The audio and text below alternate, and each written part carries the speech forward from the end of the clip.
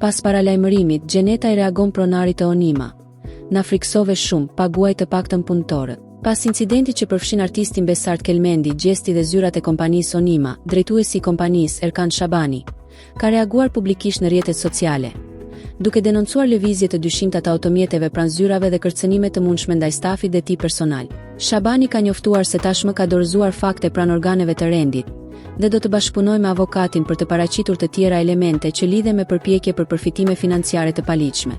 Në reagimin e tij, Shabani thekson se ngjarja ka shkaktuar dëme materiale dhe pasoja psikologjike për stafin, dhe pretendon se disa artistë kanë ndikuar në një fushat publike që mund të ketë ushtruar presion mbi trupin gjykues dhe kompaninë. Ai përmend emrat e njohur të artistëve, duke përfshirë Zamfina Ismailin, Tayunën, Yll Limanin, Vesa Lumën, Gjeneta Fetahun, Gjibanin, Pleura Zeksyla, Oriola Marashin dhe Besa Kokdhimën, duke nënvizuar se çdo çështje do të trajtohet përmes institucioneve ligjore. Si pasojë e kësaj situate, Gjeneta Fetahu ka reaguar gjithashtu në rrjetet sociale duke shkruar: "Na friksove shumë.